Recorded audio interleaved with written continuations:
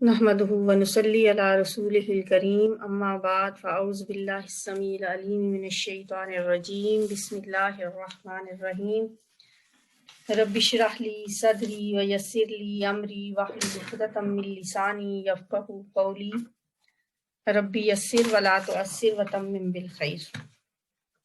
سورہ مائدہ آیت نمبر 90 سے 95 تک پڑھیں گے آج انشاءاللہ ہم۔ بسم اللہ الرحمن الرحیم۔ یا ایھا الذین آمنوا، اے وہ لوگو جو ایمان لائے ہو، انما بے شک، در حقیقت، انما ہوتا ہے کہ بات بس یہی ہے اور کوئی بات نہیں ہے جو بات اب کی جانے والی ہے، یہی اصل بات ہے، اور اس لیے اس کا ترجمہ سوائے اس کے نہیں بھی کیا جاتا ہے، سوائے اس کے نہیں، یعنی اس کے سوا کوئی بات نہیں ہے۔ در حقیقت الخمر شراب، والمیسر اور جوا، بے شک شراب اور جوا، والانصاب اور بت، تھان بھی کہا جاتا ہے اس کو۔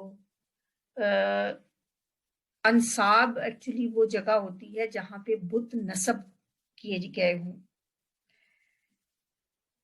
والازلام اور قرا کے تیر، ازلام لاٹری سمجھ لیں، آج کل جس طرح لاٹری کے ڈفرینٹ طریقے ہو سکتے ہیں، تیر پھینک کے بھی لاٹری ہو سکتی ہے کہ مختلف چیزیں رکھتی جائیں اور تیر پھینکا جائے، جس کا تیر لگ گیا اس کو وہ چیز مل جائے، تو اس کے ڈفرینٹ طریقے ہیں۔ آج کل تو ٹکٹ بکتے ہیں، وہ بھی ایک طرح سے ازلام ہے، قرا کے تیر۔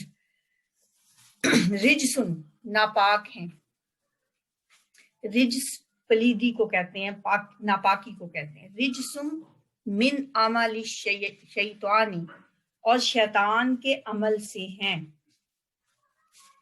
یہ شراب اور جوا اور بتوں کے جو استھان ہیں یا بتوں کی جو جگہیں ہیں جہاں پہ بت نصب کیے جاتے ہیں، بت خانے سمجھ لیں، اور قرا کے تیر یعنی جو لاٹری کی مختلف قسمیں ہیں، رجسم من اعمال شیطانی، یہ ناپاک ہیں اور شیطان کے عمل سے ہیں، یہ سب کے سب شیطانی کام ہیں۔ فَاجْتَنِبُوهُ، پس تم اس سے اجتناب کرو، اس سے بچو۔ اجتنابا یجتنبو اجتنابن، اردو میں عام استعمال ہوتا ہے اجتناب کرنا۔ فَاجْتَنِبُو فعل امر ہے، حکم دیا جا رہا ہے، بچو، اجتناب کرو، اس سے ان سب چیزوں سے جن کا ذکر کیا گیا ہے، ان سب چیزوں سے بچو۔ لعلکم، تاکہ تم، تفلحون، تم کامیاب ہو جاؤ۔ فلاح کامیابی کو کہا جاتا ہے، تاکہ تم کامیاب ہو جاؤ، تاکہ تم فلاح پا جاؤ۔ انما بے شک، واقعہ آیت نمبر 91 ہے۔ انما بے شک، یا در حقیقت، یریدو چاہتا ہے، ارادہ یریدو ارادتن چاہنا، ارادہ اس نے ارادہ کیا، یریدو وہ ارادہ کرتا ہے، ارادتن ارادہ کرنا۔ بے شک چاہتا ہے شیطان یا ارادہ کرتا ہے شیطان، یرید الشیطان، کیا چاہتا ہے شیطان؟ ان یوقع، کہ وہ ڈال دے، وقع، یا وقع ہوتا ہے ڈالنا، واقعہ ہو جانا، ان یوقع کہ وہ ڈال دے، بینکم تمہارے درمیان، العداوت عداوت دشمنی۔ کچھ لفظ دیکھیں عربی کے ایسے ہوتے ہیں، اگر ہم ان کے لیے دوسرا لفظ نہ بھی استعمال کریں، وہی لفظ استعمال کر لیں، تو اردو میں کامن ہے یہ لفظ، عداوت بھی ہم کہتے ہیں، دشمنی بھی کہتے ہیں۔ شیطان کیا چاہتا ہے کہ وہ ڈال دے، ان یوقع کہ وہ ڈال دے، بینکم تمہارے درمیان، عداوت عداوت، والبغضاء اور بغض، بغض بھی استعمال ہوتا ہے، عداوت اور بغض ڈالنا چاہتا ہے شیطان تمہارے درمیان۔ فی الخمری شراب میں، والمیسری اور جوئے میں، یعنی شراب اور جوئے میں تمہیں الجھا کر شیطان یہ چاہتا ہے کہ تمہارے اندر دشمنی اور بغض پیدا کر دے۔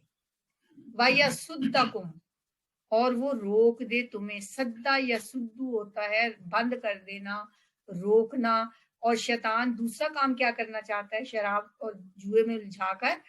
وہ چاہتا ہے کہ تمہیں روکے کس چیز سے؟ ان ذکر اللہ، اللہ کے ذکر سے، اللہ کے ذکر سے دور کرنا چاہتا ہے، اس لیے تمہیں شراب اور جوئے کے چکر میں الجھانا چاہتا ہے۔ اور کس سے روکنا چاہتا ہے؟ وَعَنِ الصَّلَاةِ، اور نماز سے، ان من سے، اور صلات اور ذکر اللہ، تو یہ تو دونوں لفظ کامن ہے، اللہ کا ذکر اور نماز۔ فَهَلْ أَنْتُمْ مُنْتَهُونَ، یہ سوال کر رہا ہے اللہ، تو کیا تم باز آتے ہو؟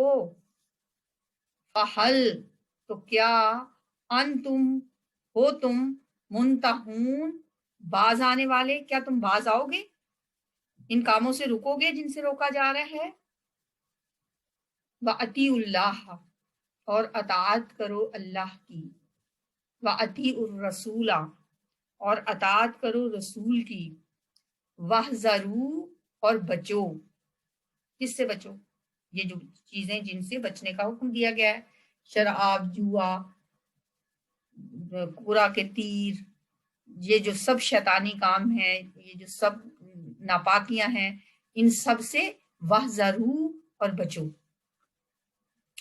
فَإِن تَوَلَّيْتُمْ، پھر اگر تم نے منہ موڑا، تولا یا تولا کیا ہوتا ہے؟ منہ موڑنا، یعنی نہیں تم نے بات مانی، تم نے منہ موڑ لیا، پھر فَاعْلَمُوا، تو جان رکھو، تمہیں پتا ہونا چاہیے، اگر تم نے بات نہیں مانی، اگر تم نے اعراض کیا، اگر تم نے منہ موڑ لیا، تو جان رکھو کیا؟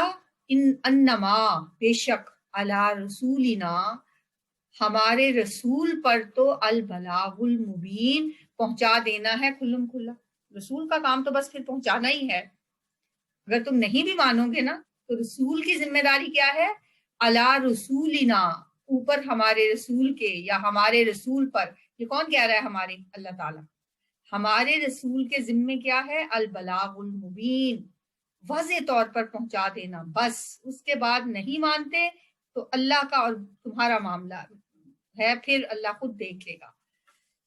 لیس علی الذین، نہیں ہے ان لوگوں پر، لیسا مین بھی نہیں، لا مین بھی نہیں، علا اوپر، الذین ان لوگوں کے، نہیں ہے اوپر ان لوگوں کے، یا نہیں ہے ان لوگوں پر جو آمنو ایمان لائے، وعملوا، اور انہوں نے عمل کیے، الصالحاتی نیک یا صالح، جناحن کوئی گناہ، ایسے لوگ جو کہ ایمان رکھتے ہوں، نیک کام کرتے ہوں، ان پر کوئی گناہ نہیں، فی ما، اس بارے میں، فی میں، ما جو، اس بارے میں جو، تائمو وہ کھا چکے، وہی تا عین میم روٹ ہے اس کا، اس کا مطلب طعام یطعم ہوتا ہے کھانا، میں نے کل بھی بتایا تھا، طعام سے جو وہ کھا چکے ہیں، اذا جب کہ، ما جو، اتقوا وہ بچے رہے، جبکہ انہوں نے تقوی اختیار کیا، اتقوا تقوی اختیار کرنا، بچے رہنا، شرک سے بچنا، وآمنوا اور وہ ایمان لائے، وعملوا اور انہوں نے عمل کیے، الصالحات نیک، ثم اتقوا پھر انہوں نے تقوی اختیار کیا، اب دیکھیں کتنی ریپیٹیشن آئے گی اب، ثم اتقوا پھر انہوں نے تقوی اختیار کیا، پھر وہ بچے رہے، وآمنوا اور ایمان لائے، ثم اتقوا پھر انہوں نے تقوی اختیار کیا، واحسنوا اور احسان کے درجے پہ فائز ہوتے ہیں، واللہ اور اللہ تعالیٰ، یحب المحسنین محبت رکھتا ہے محسنین سے، احسان کرنے والوں سے، محسن کی جمع محسنین، اللہ احسان کرنے والوں سے، نیکی کرنے والوں سے، یحب محبت رکھتا ہے۔ یا ایھا الذین آمنو، یہ تو جب آئے گا، جتنی دفعہ بھی آئے گا ترجمہ اس کا یہی ہوگا، اے ایمان والو، یا اے لوگو جو ایمان لائے ہو، یا ایھا اے الذین وہ لوگو، آمنو جو ایمان لائے ہو، لَیَبْلُوَنَّکُمْ لام تاکید والا ہے، ضرور بضرور، یبلوا وہ آزمائے گا، بلاؤن آزمائش کو کہتے ہیں، یبلوا وہ آزمائے گا، یبلونکم یہ نون جو تشدید والا ہوتا ہے اسے کہتے ہیں نون ثقیلہ، شد والا نون جو ہے اس میں مزید تاکید پائی جاتی ہے، ڈبل تاکید ہو گئی، ایک لام تاکید اور دوسرا نون ثقیلہ تاکید کے لیے.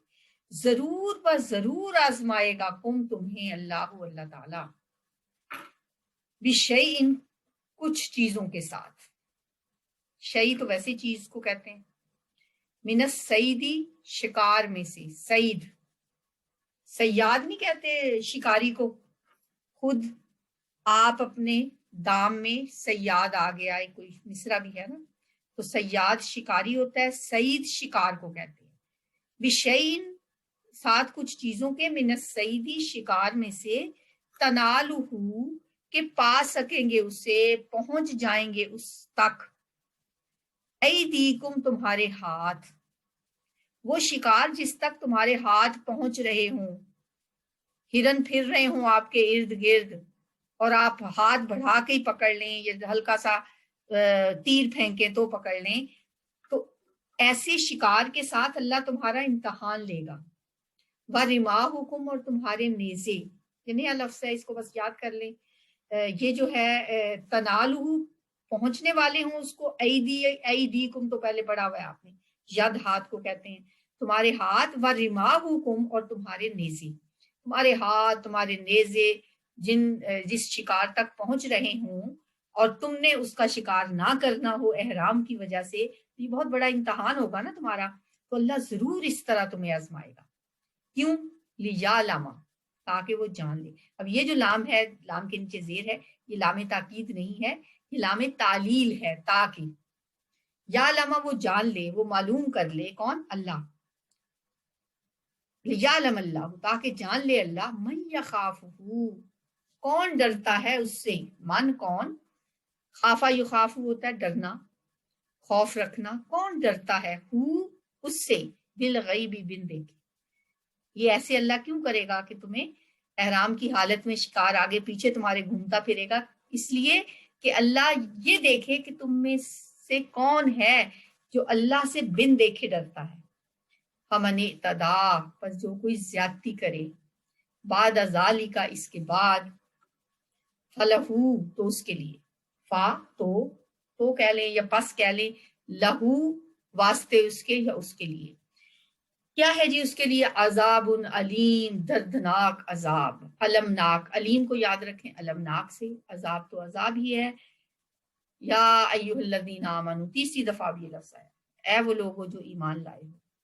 لا تقتلوا نہ تم قتل کرو، قتل یقتلوا قتل کرنا، لا نہ، تا تم، لا تقتلوا نہ تم قتل کرو، نہ تم مارو کس کو؟ الصیدہ شکار کو.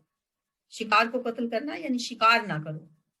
وَأَنْتُمْ واو حالیہ ہے، اس حال میں انتم کے ہو تم، حرم احرام کی حالت میں.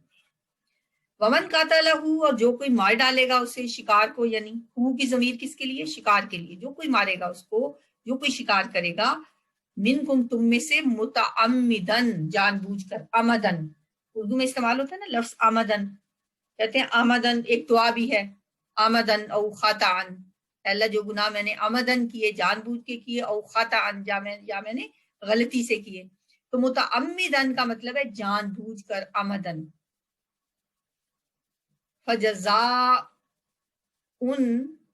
تو بدلہ ہے، مثلو اس جیسا، فجزاء مثلو تو بدلہ دینا ہے اس جیسا، ما جو قاتلا اس نے مارا، من النعامی چپایوں میں سے. ہرن مارا ہے تو اس جیسا بدلہ دینا ہے، اگر کوئی اور جانور مارا ہے تو اس سے ملتا جلتا جانور آپ نے پھر صدقے میں دینا ہے. نعم کہتے ہیں چوپایوں کو، مویشی جانور چوپائے. من النعام سورہ انعام جو ہے اس میں بھی انہی کا ذکر ہے. من النعام چوپایوں میں سے، یحکم فیصلہ کریں گے. اب کون، کیسے پتا چلے گا کہ اگر کسی نے ہرن مارا ہے تو اس کے بدلے کون سا جانور اب ذبح کرے گا؟ وہ یحکم یہ فیصلہ کریں گے. حکمہ یحکم ہوتا ہے فیصلہ کرنا، حکم دینا بھی اور فیصلہ کرنا بھی. بھی اس کا، زوا عدل دو عدل والے، زوا والے عدل عدل، دو عدل والے، کوئی بھی اس زمانے کے جو بھی کوئی عدل والے دو کوئی آدمی ہوں گے وہ فیصلہ کریں گے اس کا، منکم تم میں سے، ہدین قربانی، ہدی کہتے ہیں وہ قربانی جو اللہ کے گھر لی جائی جاتی ہے، حرم کے اندر جا کے جو قربانی کی جاتی ہے اسے ہدی کہتے ہیں، ہدی کے جانور، ہدین قربانی ہے، بالغ الکعبۃ پہنچنے والی کعبہ کو۔ اب کسی نے بے شک کوئی مدینہ کے قریب احرام باندھا ہوا ہے اور وہاں پہ اس سے یہ کوتاہی ہو گئی کہ اس نے شکار کر لیا، تو اب اس کا جو خمیازہ بھگتنا پڑے گا اسے، تو قربانی بالغ الکعبہ، کعبہ میں آ کے حرم کے اندر وہ قربانی پیش کی جائے گی۔ او یا کفارتن، کفارہ ہے طعام مساکینہ، کھانا کھلانا مسکینوں کو، او عدل ذالکا، او ہوتا ہے یا، عدل بدلہ، ذالکا اس کا، یا اس کا بدلہ یا اس کے برابر، سیامن روزے رکھنا، لی تاکہ، یہ بھی لام تعلیل ہے، تاکہ یذوقا وہ چکھے، ذاکا یذوق چکھنا، ذائقہ کا لفظ بھی اسی سے ہوتا ہے، تاکہ وہ چکھے، وبال امرہی، وبال اپنے کام کا، وبال تو وبال ہی ہے، ویسے تو اس کا آپ ترجمہ سزا بھی کر سکتے ہیں، لیکن وبال اس لیے بہتر ہے کہ یہ وہی لفظ جو اردو کا اور عربی کا سیم ہوتا ہے تو وہی استعمال کر لیں تو آسان ہوتا ہے یاد رکھنا۔ امر کام کو کہتے ہیں، معاملہ، حکم، امر کہتے ہیں، امر ربی تھا، یہ تو اللہ کا حکم تھا۔ وبال امرہی جو اپنے کام کا وبال چکھے، لیذوق وبال امرہی ہی اپنے، لیذوق تاکہ وہ چکھے، وبال امرہی اپنے کیے کی سزا، اپنے کیے کا وبال۔ افا معاف کر دیا، افا عفون سے ہے، عفو درگزر بھی اسی سے ہوتا ہے، معاف کر دینا۔ اللہم انکا عفون، اے اللہ تو معاف کرنے والا ہے، یہ جو دعا ہے اس میں بھی یہی لفظ آتا ہے۔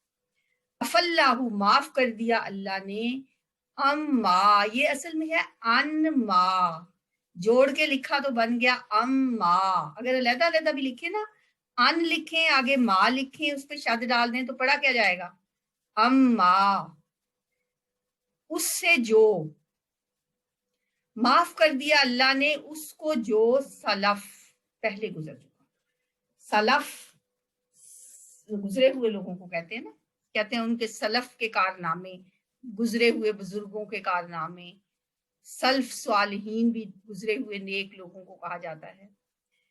بھلا دی تم نے جو اسلاف سے میراث پائی تھی، علامہ اقبال کا شعر بھی ہے نا، اسلاف، سلف کی جمع ہوتا ہے اسلاف، تو شعر میں آپ کو بتا رہی تھی کہ علامہ اقبال نے فرمایا تھا نا، بھوادی تم نے جو اسلاف سے میراث پائی تھی، سریا سے زمین پر آسمان نے تم کو دے مارا، تو اس شعر میں بھی اسلاف جو ہے وہ سلف کی جمع ہے، سلف کا مطلب ہے پہلے گزر چکا۔ اف اللہ معاف کر دیا اللہ نے، اما اس کو جو سلف پہلے گزر چکا،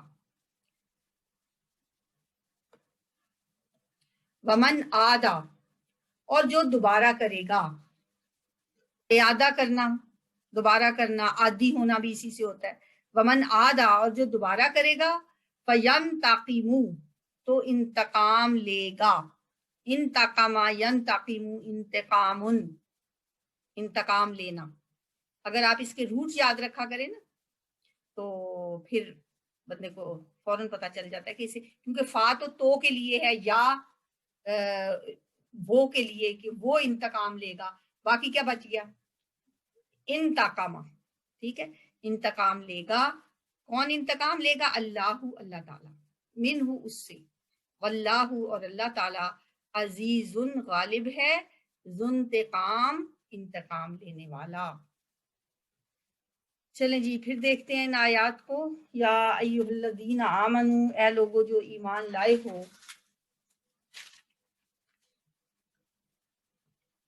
انما الخمر والمیسر، بے شک شراب اور جوا اور بت اور قرا کے تیر ناپاک ہیں اور شیطان کے عمل میں سے، پس ان سے بچو تاکہ تم فلاح پا جاؤ۔ یہ جو آیات ہیں یہ شراب کی حرمت کے بارے میں یہ تیسرا حکم آ رہا ہے، اس سے پہلے دو حکم آ چکے تھے۔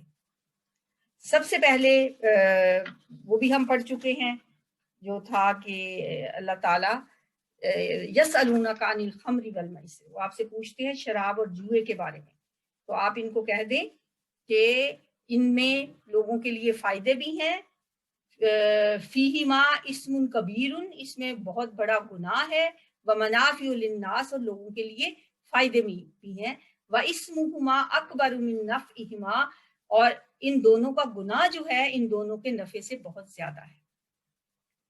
تو چاہیے تو یہ تھا کہ اسی وقت لوگ سمجھ جاتے کہ اللہ تعالیٰ کی مشیت کا رخ تو اسی طرف ہے، اللہ کی کا جو مصلحت ہے وہ بھی واضح ہو گئی تھی۔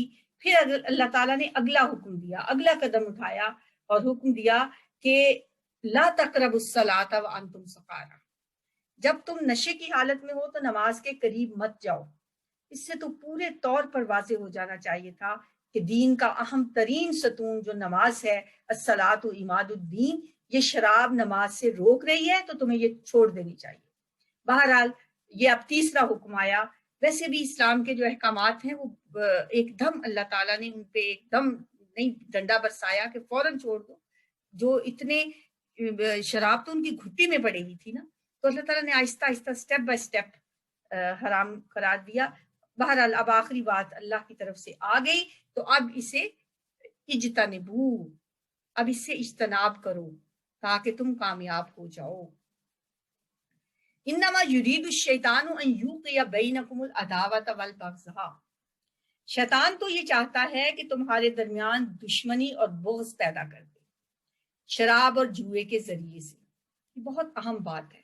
شراب کے نشے میں انسان اپنا ہوش، اپنا شعور کھو بیٹھتا ہے، ایسی حالت میں اس کو کچھ خبر نہیں رہتی کہ وہ منہ سے کیا بول رہا ہے اور کیا افعال اس سے سرزد ہو رہے ہیں، لہٰذا کچھ نہیں کہا جا سکتا کہ ایسی حالت میں کسی بات یا کسی حرکت سے کیسے کیسے جھگڑے ہوں گے، کیسے کیسے فسادات جنم لیں گے۔ بعض اوقات ایسا بھی ہوتا ہے کہ حکومتی سطح پر بھی بڑے بڑے راز شراب کے نشے میں اگلوائے جاتے ہیں۔ تو اے مسلمانوں، تمہیں ان چیزوں سے اللہ بچانا چاہتا ہے، جبکہ شیطان کیا چاہتا ہے کہ تمہارے درمیان عداوت اور بغض پیدا کر دے۔ اسی طرح جوا بھی بغض و عداوت پیدا کرتا ہے۔ مثلاً ایک آدمی جوئے میں اگر ہار جاتا ہے اور بار بار ہارتا ہی چلا جاتا ہے تو اس صورت میں ایک ایسا وقت بھی آتا ہے جب وہ غصے میں آپے سے باہر ہو جاتا ہے، اس لیے کہ اسے نظر آ رہا ہوتا ہے کہ جو میرا حریف مجھ سے جیت رہا ہے وہ کسی محنت کی وجہ سے تو نہیں کما رہا۔ کسی نے محنت اور کوشش سے کچھ کمایا ہو تو دوسرے کو اتنی جلن محسوس نہیں ہوتی، لیکن جوئے میں جو بے محنت کی کمائی دوسرے کو حاصل ہو رہی ہوتی ہے تو اس سے جو دوسرا فریق ہے وہ اسے برداشت نہیں کر پاتا۔ بعض اوقات بہت سے منفی جذبات اور منفی پیچیدگیاں اس سے پیدا ہوتی ہیں۔ تو اس لیے فرمایا کہ وَيَصُدَّكُمْ عَنْ ذِكْرِ اللَّهِ وَعَنِ الصَّلَاةِ، اور دوسرا کام شیطان کیا کرتا ہے کہ تمہیں اللہ کے ذکر اور نماز سے روکتا ہے۔ ان چیزوں کی وجہ سے فرمایا کہ بتاؤ فَهَلْ تُم مُنْتَهُونَ، کیا تم باز آ جاؤ گے؟ اب بھی باز آؤ گے کہ نہیں؟ پہلا حکم بھی آ گیا، دوسرا بھی آ گیا، اب جب تیسری بار اللہ تعالیٰ نے فرمایا، یہ بڑی سخت آیت ہے، یہ بڑا سخت انداز ہے کہ شراب اور جوئے کے بارے میں جو دو آیتیں پہلے آ چکی ہیں، اب تیسری بات میں جہاں اجتنبو، اس سے بچ جاؤ، پھر اب فرمایا فَهَلْ أَنْتُم مُنْتَهُونَ، کیا تم باز آتے ہو؟ تو اس پہ صحابہ نے کہا انتہینا ربنا، اے ہمارے رب ہم باز آ گئے۔ اور پھر دیکھا چشم فلک نے کہ کس طرح مدینہ کی گلیوں میں شراب ایسے بہ رہی تھی جیسے پانی بہ رہا ہوتا ہے۔ اور بعض صحابہ نے پوچھا یا رسول اللہ ایسا نہ کریں کہ جو اتنی قیمتی شراب ہے اور ہمارے کچھ غیر مسلم دوست ہیں ہم ان کو تحفے میں دے دیں۔ تو آپ نے فرمایا جو چیز اپنے لیے حلال نہیں ہے وہ دوستوں کو تحفے میں بھی نہیں دی جا سکتی۔ تو ان آیات میں اللہ تعالیٰ نے شراب، جوا اور انصاب، ازلام، یہ چیزیں سب کی سب حرام قرار دی ہیں، اور بے شک حرمت کا لفظ نہیں ہے۔ بعض لوگ کہتے ہیں کہاں لکھا ہے شراب حرام ہے؟ اب بتائیں اس کے بعد کیا باقی بچتا ہے؟ اجتنبو، اجتناب کرو تاکہ تم فلاح پا جاؤ۔ اور پھر فَهَلْ أَنْتُم مُنْتَهُونَ، کیا تم باز آتے ہو کہ نہیں آتے؟ رجسن، یہ ناپاکی ہے۔ اس کے بعد اگر ایک لفظ حرمت کا نہیں آیا تو اس کا ڈزنٹ مین کہ یہ حرام نہیں ہے، ٹھیک ہے؟ تو یہ ساری چیزیں ہی حرام ہیں۔ آج کل ہم لاٹری کو تو بالکل کچھ بھی نہیں سمجھتے، حالانکہ شراب اور جوئے کے ساتھ اس کا بھی ذکر آیا۔ بت پرستی کو بھی برا سمجھا جاتا ہے، شراب کو بھی، جوئے کو بھی، لیکن ہم بڑے بھلائی کے کام کر رہے ہوتے ہیں، لاٹری کے ٹکٹ خرید۔ وَأَطِیعُوا اللَّهَ وَأَطِیعُوا الرَّسُولَ، اطاعت کرو اللہ کی اور اطاعت کرو رسول کی، وَاحْذَرُوا، اور بچو، ان چیزوں سے بچو، وَاحْذَرُوا، نافرمانی سے بچو، فَإِن تَوَلَّيْتُمْ، پھر اگر تم منہ موڑ لو گے تو جان لو، انما علی رسولنا البلاغ المبین، ہمارے رسول پر تو ذمہ داری ہے بس صاف صاف پہنچا دینے کی، یہ اللہ کا حکم ہے، اللہ کا حکم بچانا رسول صلی اللہ علیہ وسلم کے ذمہ تھا، تو آپ نے پہنچا کر اپنی ذمہ داری پوری کر دی۔ اب معاملہ اللہ کا اور تمہارا ہوگا، اللہ تم سے حساب لے گا، اللہ ہی جانے، اور جو تمہارے عمل ہیں اللہ ان کو خوب جان رہا ہے۔ اگلی جو آیت ہے یہ بھی بہت ہی بنیادی آیت ہے، اس کا پس منظر یہ ہے کہ جب شراب کے بارے میں اتنا سخت انداز آیا کہ شراب اور جوا گندے شیطانی کام ہیں، ان سے باز آتے ہو یا نہیں، بہت سے مسلمانوں کو یہ فکر پڑ گئی کہ ہم جو اتنے عرصے تک شراب پیتے رہے، یہ گندگی تو ہماری ہڈیوں میں رچ بس گئی ہوگی، اب تو ہمارا ایک ایک سیل، ایک ایک خلیہ جو ہے اس کے اندر شراب کے اثرات پہنچ چکے ہوں گے، اب ہم کیسے پاک ہوں گے جبکہ اللہ نے اسے رجسن کہا ہے، ناپاکی کہا ہے، اب یہ کس طریقے سے گندگی دھلے گی؟ تو ان کی ظاہر ہے یہ فکر مندی بجا بھی تھی، جس طرح تحویل قبلہ کا نہیں ہم نے پڑھا تھا دوسرے پارے میں، ان کو بھی تحویل ایک تشویش پیدا ہوئی تھی کہ اگر اصل قبلہ بیت اللہ تھا اور ہم بیت المقدس کی طرف رخ کر کے نمازیں پڑھتے رہے تو وہ نمازیں تو ہماری ضائع ہو گئیں، اور نماز ہی تو ایمان ہے۔ اس پہ اللہ تعالیٰ نے مومنوں کو تسلی دی تھی اور فرمایا تھا وَمَا كَانَ اللَّهُ لِيُضِيعَ إِيمَانَكُمْ، اللہ تمہارے ایمان کو ضائع کرنے والا نہیں ہے۔ ایسے ہی یہاں ان کی دلجوئی کے لیے یہاں فرمایا جا رہا ہے لَيْسَ عَلَى الَّذِينَ آمَنُوا وَعَمِلُوا الصَّالِحَاتِ، ان لوگوں پر جو ایمان لائے اور نیک عمل کیے کوئی گناہ نہیں ہے اس میں جو وہ پہلے کھا پی چکے، فیما تائمو، کھا پی چکے، یعنی اگر پہلے انہوں نے جو شراب پی ہے اس میں کوئی گناہ نہیں، کسی شے کی حرمت کے قطعی حکم آنے سے پہلے جو کچھ کھایا پیا گیا اس کا کوئی گناہ ان پر نہیں ہے، یہ کوئی ہڈیوں میں بیٹھنے والی چیز نہیں ہے، یہ تو ایک قانونی معاملہ ہے، یہ تو ایک طبعی قانون ہے۔ ظاہری بات ہے کہ اللہ تعالیٰ نے جب حرام قرار دے دیا تو اس سے پہلے جو کچھ بھی ہو گیا وہ ہو گیا، گناہ تو احد پہاڑ کے برابر بھی ہوں تو سچی توبہ سے قبول ہو جاتے، معاف ہو جاتے ہیں۔ حدیث میں آتا ہے نا التائب من الذنب کمن لا ذنب لہ، گناہ سے توبہ کرنے والا بالکل ایسے ہی ہے جیسے اس نے کبھی گناہ کیا ہی نہیں، سچے دل سے توبہ کی جائے تو نامہ اعمال دھل جاتا ہے، لہٰذا ایسی کسی بات کو اپنے ذہن میں نہ آنے دو، اذا بتقوا وآمنوا وعملوا الصالحات، جب تک وہ تقوی کی روش اختیار کیے رکھیں، کیونکہ جو صحابہ تھے وہ متقی تھے، عمل صالح کرتے تھے، ثم اتقوا، پھر انہوں نے تقوی کی روش اختیار کی، وآمنوا، اور ایمان لائے، ثم اتقوا، پھر تقوی اختیار کیا، واحسنوا، اور احسان کے درجے پہ فائز ہو گئے۔ یہ دراصل 3 درجے ہیں، پہلا درجہ ہے اسلام، یعنی اللہ کو مان لیا، رسول کو مان لیا، اس کے احکام پر چل پڑے، پھر اس سے اگلا درجہ آتا ہے اسلام کے بعد دوسرا درجہ ہے ایمان کا، یعنی دل کا کامل یقین جو ایمان کے دل میں اتر جانے سے حاصل ہوتا ہے۔ اسلام تو ہے، جیسے کسی نے سوال بھی کیا تھا نا کہ یا ایھا الذین آمنو، کہہ کے اللہ تعالیٰ فرما رہے ہیں کہ ایمان لاؤ، اے ایمان والو ایمان لاؤ، تو یہی مطلب ہے اس کا کہ اسلام لانا تو ایک شخص مسلمانوں کے گھر میں ہو گیا، پیدا ہوا تو وہ تو اسلام تو اس کے پاس ہے، وہ مسلمان ہے، لیکن ایمان کے لیے تقوی دوسرا درجہ، دل کا کامل یقین، جب دل میں ایمان اتر جاتا ہے، جیسے آتا ہے نا سورہ حجرات میں وَلَٰكِنَّ اللَّهَ حَبَّبَ إِلَيْكُمُ الْإِيمَانَ وَزَيَّنَهُ فِي قُلُوبِكُمْ، کہ اللہ نے تمہارے لیے ایمان کو محبوب بنا دیا اور اسے تمہارے دلوں میں سجا دیا، تو جب دلوں میں ایمان سج جائے اعمال کی کیفیت بدل جاتی ہے، اعمال میں ایک نئی شان پیدا ہو جاتی ہے، زندگی کے اندر ایک نیا رنگ پیدا ہو جاتا ہے جب انسان تقوی کے رستے پہ چل پڑتا ہے، اور پھر وہی بات ہوتی ہے جو اللہ نے پہلے بارے میں فرمایا نا صبغۃ اللہ سورہ بقرہ میں، اللہ کا رنگ اس پہ چڑھ جاتا ہے، ومن احسن من اللہ صبغہ، اور اللہ سے اچھا رنگ اور کس کا ہوگا۔ اس سے بھی آگے بڑھ کر جب ایمان عین الیقین کا درجہ حاصل کر لے تو یہ درجہ احسان کا ہے، پھر احسان کے درجے تک انسان پہنچ جاتا ہے۔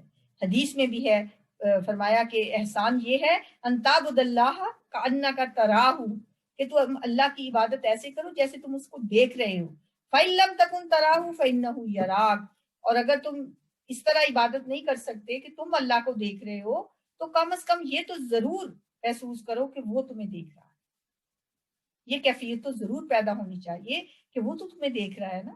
یعنی تم اللہ کی بندگی کرو، اللہ کے لیے جہاد کرو، اس کے رستے میں بھاگ دوڑ کرو، اس میں تقویٰ کی کیفیت ایسی ہونی چاہیے جیسے تم اللہ کو اپنی آنکھوں سے دیکھ رہے ہو۔ اور یہ جو احسان کی یہ جو تعریف ہے نا، یہ کوئی عام میں نہیں کر رہی ہوں، یہ حدیث جبریل میں حضرت جبریل علیہ السلام نے جب نبی صلی اللہ علیہ وآلہ وسلم سے آ کے سوال کیا تھا، یہ حدیث جو ہے نا بڑی امپورٹنٹ حدیث ہے، اس حدیث کو ام السنہ کہا جاتا ہے، جیسے سورہ فاتحہ کو ام القرآن کہا جاتا ہے نا، اسی طرح احادیث میں اس حدیث کو ام السنہ کہا جاتا ہے۔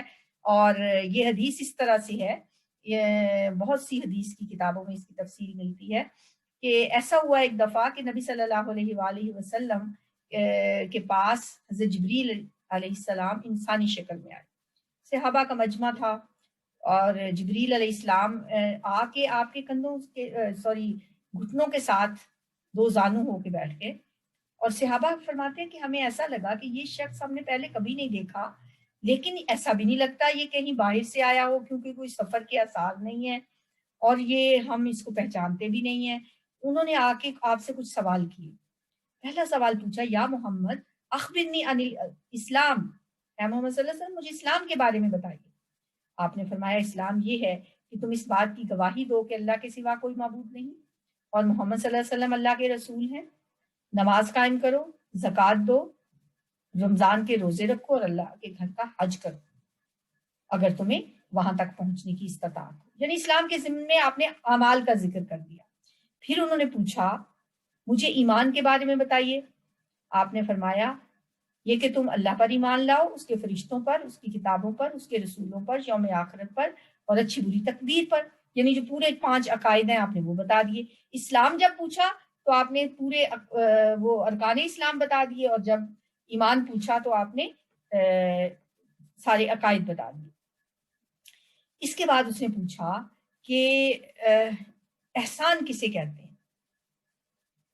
آپ نے فرمایا کہ احسان یہ ہے ان تعبد اللہ کأنک تراہ، کہ تم اللہ کی عبادت ایسے کرو گویا کہ تم اس کو دیکھ رہے ہو، فإن لم تکن تراہ فإنہ یراک، اگر تم اسے نہیں دیکھ رہے تو کم از کم وہ تو تمہیں دیکھ رہا ہے۔ یہ فیلنگ تو ضرور ہونی چاہیے۔ یعنی انسان جب اللہ کی عبادت کر رہا ہو اس کی کیفیت ایسی ہو کہ وہ ایسے محسوس کرے جیسے کہ جب اللہ سامنے ہو ویسے وہ کام کر رہا ہو، تو پھر انسان کے کیسے جذبات ہوں گے اگر وہ یہ محسوس کرے کہ اللہ تعالیٰ اسے دیکھ رہا ہے۔ اگر یہ کیفیت انسان کی ہو جائے تو یہ درجہ جو ہے یہ احسان کا درجہ ہے، یہ ہے احسان، اور یہ درجہ انسان کو آخر میں حاصل ہوتا ہے۔ اور جب یہ درجہ حاصل ہو جائے تو واللہ یحب المحسنین، ایسے محسنین سے پھر اللہ تعالیٰ محبت کرتا ہے۔ تقویٰ وہ روح ہے، وہ اسپرٹ ہے جو انسان کو نیکی کی طرف لے کے جاتا ہے۔